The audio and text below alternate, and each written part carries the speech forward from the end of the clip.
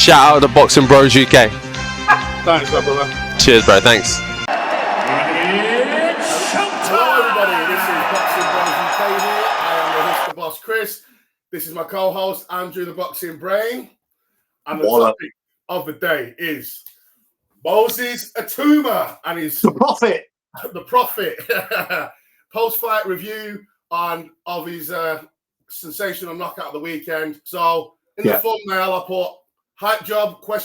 Because he's getting a hell of a lot of hype. So is he a hype job? Is all the hype deserving? And I'm gonna say absolutely goddamn yes. What do you think, Andrew? Yeah, do you know what? When you first sent it, I remember saying, oh, that's a bit harsh, and then I realised the sarcasm in it and the essence of it.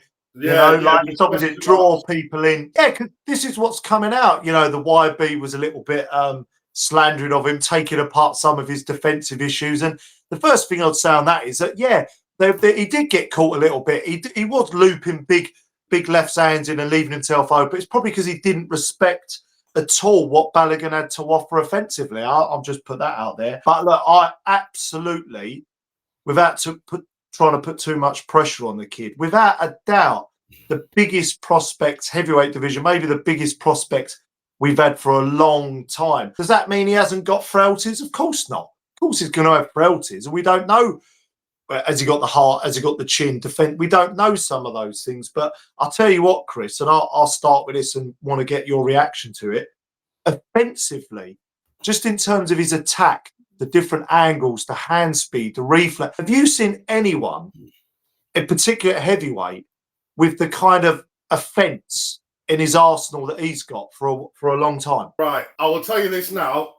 Like, I'm not saying it lightly. Like, I've been watching boxing all my life since I've been 8 years old. Yeah. You have indeed. I'm not trying to say that he's going to be as good as him or whatever, because we don't know yet. But what I will say is, like, the only person who I've seen who can knock people out, like going backwards and do them pull counters so sweetly and doesn't panic, is Muhammad Ali. It doesn't mean he's going to be the next Muhammad Ali, but Muhammad Ali, this is why I always say that Muhammad Ali is the greatest that he would have beat any heavyweight in his prime, because he used to I know everyone says it was a scam and the mafia are involved. Forget all the conspiracy bullshits, yeah? He knocked Sonny Liston out doing one of them pull counters, like a little anchor punch, obviously. And he used to do it all the time. And he's the only person who I see with the speed and the reflexes and the agility that can do that. That can, like, hit people going backwards and catch them sweet, do them pull counters. He's the only person, he's not just like, oh, this is another prospect. This is something completely different. This is someone very, very, very special. And there's also his physique's unique, like Mike Tyson. Like, he's 256 or whatever, and look how small he is. So that means he's got either heavy bones, and he's just so compact, and he's got the perfect combination of muscle and fat. Like, he's not shredded like an AJ. Yeah. He's not fat like a Fury. He's in between. Like Muhammad Ali. He's got the muscle. He's got just enough muscle, just enough fat. Like, his physique is elite. It's perfect for boxing. I wanted to ask you this actually, because when he weighed in at 255, because I know you know a lot of, so I always ask you stuff like this, and I think the viewers might find it quite interesting as well. So I think Dubois weighed in about 248, something like that, against AJ, and you can see he's got really dense, visible muscle mass. Like, you can tell, like, I can see why he's 17.5 stone.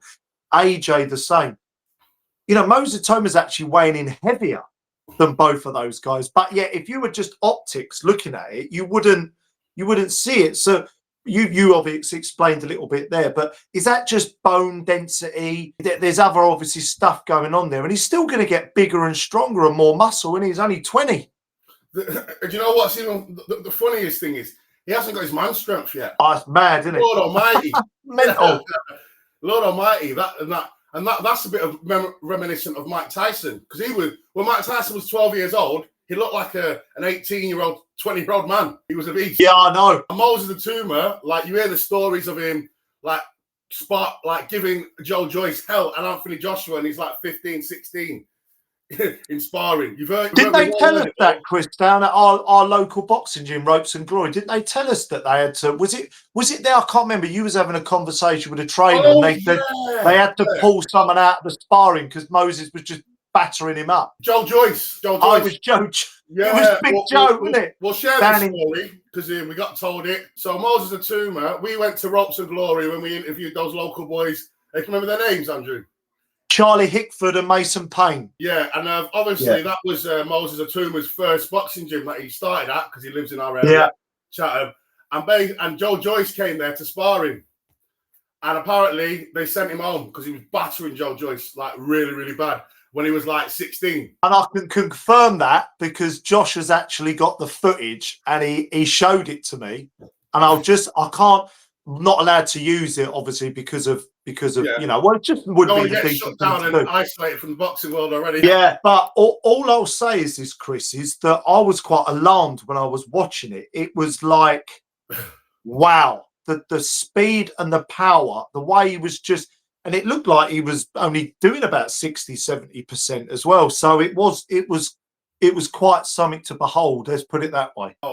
One more thing about Moses Itauma before we move on to the fight. What I'd like, so Billy Nelson was getting interviewed by a reporter, Martin McCauley's trainer, at the fight, and he was saying, they'll take the Moses Itauma fight or whatever, and they were saying, and this is what Billy Nelson said to the reporter. He said, I'm not going to go into it, but I want you to ask Moses Itauma, ask him about his chin. Ask him, when you interview him, ask him about his chin. And the reporter what a load of bollocks. A bit sheepish, so I'm gonna ask you a question. So for me, this is Billy Nelson alluding to Moses Itauma being chinny. That's what he's saying, and that's what he's hinting at. What are your thoughts on Billy Nelson? Why he's saying it? Do you think there's any truth in it? What do you reckon? Yeah, good. Another good little insight there, actually. And I saw this earlier today, and I thought, I saw a little interview on Box Nation on Frank Warren's own boxing channel on YouTube where he was saying, I'm sick of hearing about Bacardi. Like he's done nothing. He's done nothing in the last two fights to warrant being in the conversation. It's like, get yourself in shape. I'm paraphrasing what Frank Warren said. Get yourself in shape, right? Whoever you fight next, do a job on them. Then we'll talk about putting you in there in Moses. And I thought, yeah, that's probably about right. And I wonder whether this is a classic, and you probably will agree unless you got a different take on it. Billy Nelson's trying to keep Bacardi relevant. I don't know what he's trying to do. That's the only, just keeping his name out there, trying to discredit, because it weren't long ago Bacardi was the boogeyman. Now everybody's more talking about Moses than any other heavyweight, really. It's more like a big fat belly, big fat boogeyman, not boogeyman. Up to the same degree as Tunde versus Anthony Yard, but I think Billy Nelson's not always, doesn't seem to be maybe doing Bacardi too many favours sometimes. So that's my general take on it. But what about yourself? When you heard that? Well, when I heard it, I thought, I'm surprised he didn't say, why don't you ask you what my boy did to him in sparring? Yeah. He didn't fucking say that. I just think he's just chatting shit. I just think, like, ask him about his chin. What about his chin? Like, I just don't believe, if he'd been knocked out bad in sparring by anybody, we would have heard a rumour about it by now with all the hype around it. We would have. So I just think Billy Nelson's just talking shit again. That's what I think. Yeah. But the truth of the matter is, Chris, and this is kind of, I guess, the crux of the video, is that, great performance. Again, look, Balogun, the 41-year-old expert, he was game in there. He had a right go. He went out on his shield. I'll give him massive credit. Got put on the floor twice and then took it to Moses. Look, the way in which Moses Itauma went about it was quality. Did he show vulnerability? Yeah, maybe. But I guess the question is now, Chris, is we want to see him have a chin check. We've said this for a while. We maybe even want to see him be put down, or if he goes down and get up and still win, then he'll tick a lot of boxes. I don't know if you want to go there yet with the video, Chris, but we can do it. Well, I just want to say a comment about the fight first. Yeah, go for it. Just one sec. Let me just message the missus. I'll just show my Tottenham mug to everyone, European champion, while you're doing that. Just doing video. Don't ring me. Just doing video. Yeah, I'll edit this out anyway. That's all right, mate. Don't edit the Tottenham mug out. Yeah, I'll leave it in. So what I'd like to say is, For the performance, people are it's a fucking fight. Like, obviously, he got clipped. He got clipped twice. Yeah. One of them, I think, when he went down, was they both landed hooks on each other's chins, and obviously Moses was quicker and harder, and he went down, but he took a shot on the chin. Obviously, there would have been much on it because the guy, you know, he was getting hit at the same time, etc. It's a boxing match. If he doesn't get hit, like, and not just because he's getting hyped of how good he is, doesn't mean that we should like criticize him because he gets punched, he gets caught clean twice in a fight. Like, it's a bit unfair. I think he showed so much. He's so calm. Like, when that guy got up and he ran at him. Yeah.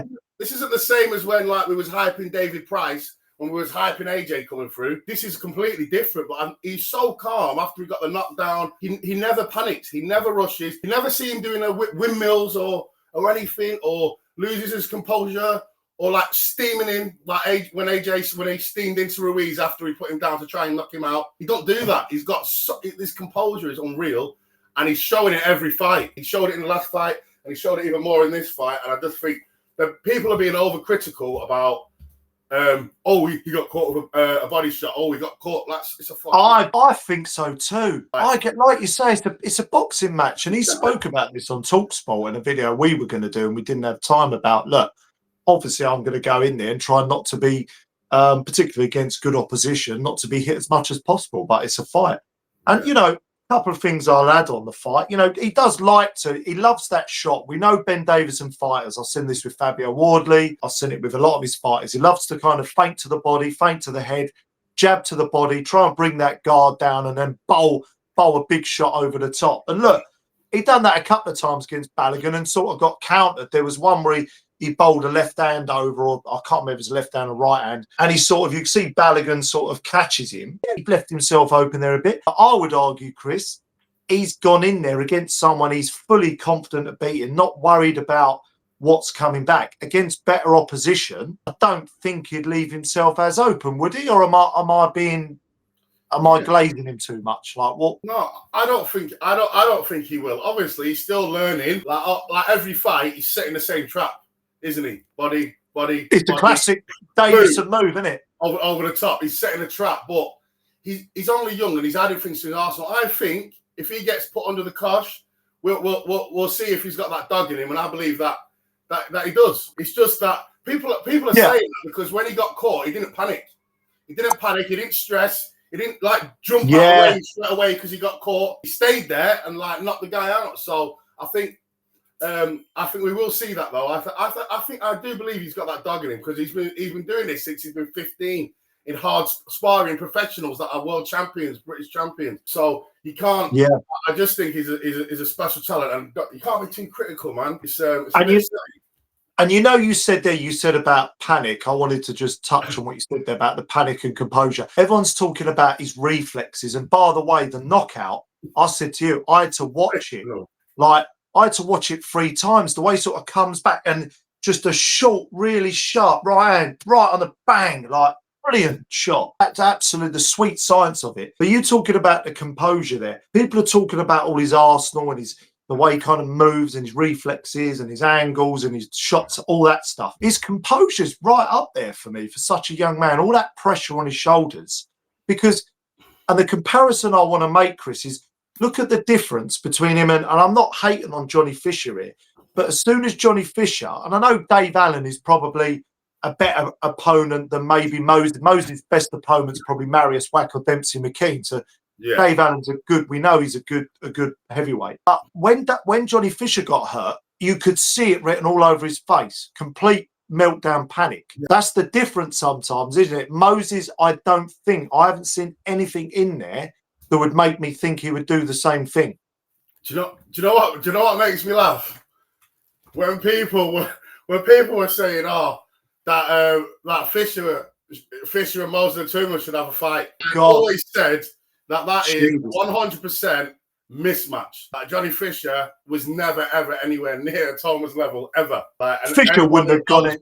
Could actually, if it's not a real, you could actually see it. Because some people was like, Johnny Fisher's like, they'll fight for the British title. It's going to be a good fight. I know. Good fight.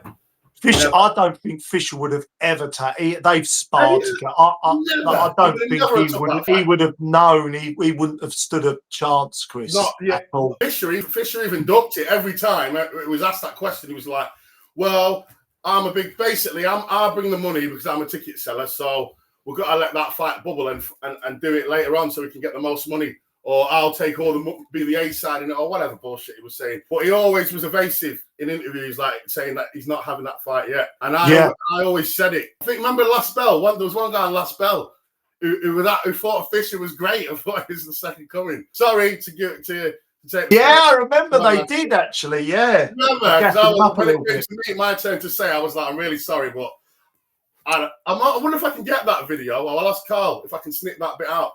Because this is me talking about Moses Itauma, probably about before Christmas, saying, "I'm telling you now, Moses Itauma is a next level above Johnny Fisher, David Adelaide, or who else? Solomon Day, because all them guys at British level, he's like way past them, and I don't think he's going to have a challenge even fighting. The only one that's close, Chris, probably British. The only one that's close is or on that sort of trajectory is probably Fabio Wardley. I would probably say. I can't really think of anyone else. You're absolutely right. He's the only one that it'll be like, oh, we probably pick Moses. Yeah. It's like 60-40 because we don't know enough about him to say that he can beat Fabio Wardley when we know about Fabio Wardley. That's right. But they'll never fight each other because they're both trained by Ben Davison, which is a bit of a bitch. Yeah, same camp.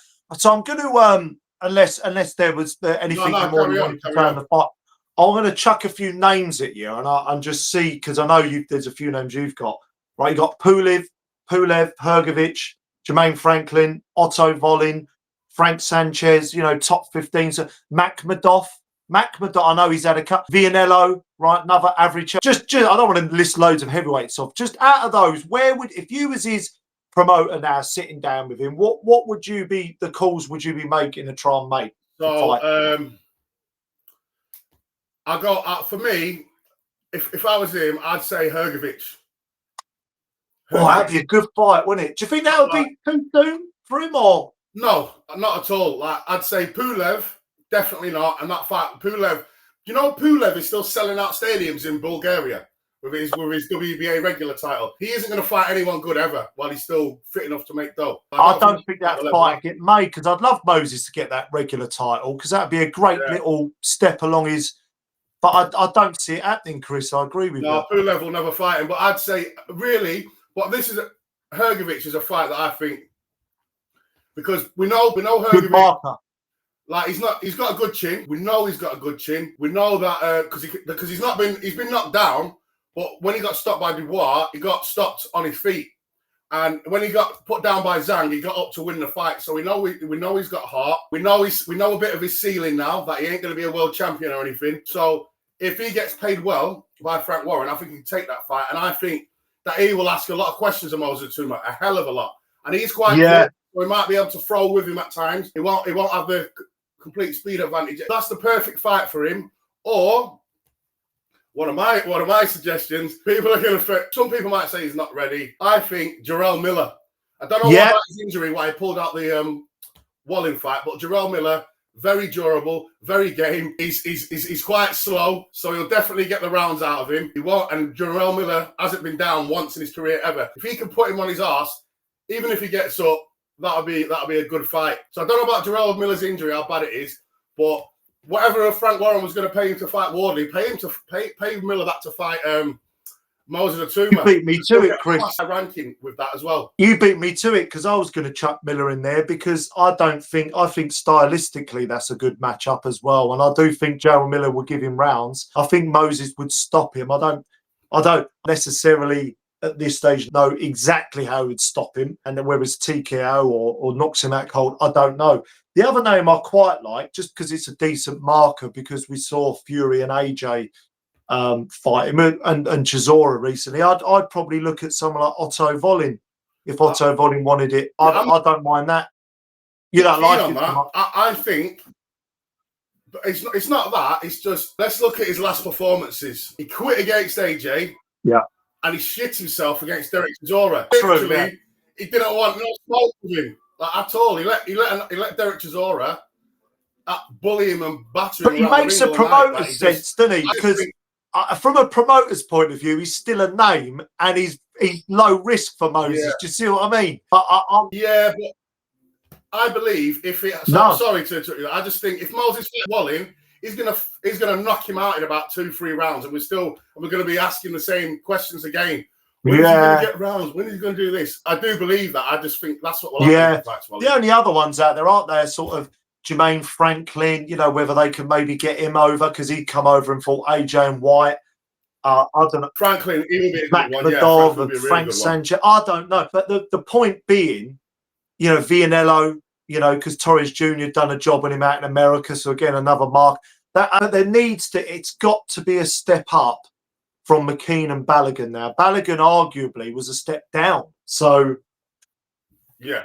It was, to be fair. You've seen what he was about. He jumped on the floor against Gassiev after one round, so I didn't hold much hope. But actually, he did have a good go. Like, I give Balogun, if he's somehow watching this, which I doubt he would be, but if he does, I'll tell you what, I'll give you credit because you didn't swallow it. You tried and you went out on your shield. And a lot of people against a big prospect like that, AJ back in the day, they'd have just stayed. When he got knocked down, I think he got knocked down in the first or second round. I think the first round. A lot of fighters would have just stayed on the ground, Chris. Yeah, exactly that. So, so I just think that next for him maybe a Franklin, and then after Franklin, Hrgović or Bacoli. So Franklin first, if he deals with him, then take on a Hrgović or a Martin Bacoli at the end of the year or early next year. The world's his oyster, isn't it? And then world title next world's year. His oyster. But yeah. Yeah, I think he's ranked number 1 in the WBO now. So Joseph Parker's the mandatory, and then Moses Itauma is just below him, number 1 contender. Yeah. So well. Don't forget to like and subscribe, guys. Let us know what you think of the prophet Moses Itauma. You know, is he a hype job? You know, is he? You know, what do you want to see next from Moses? What tell us? Leave in the comments. Yeah, leave a comment. Let us know if you think we're licking his ass. We are a bit biased. We're going over the top. Let us know. Leave a comment, like, and subscribe. That's it. You can't.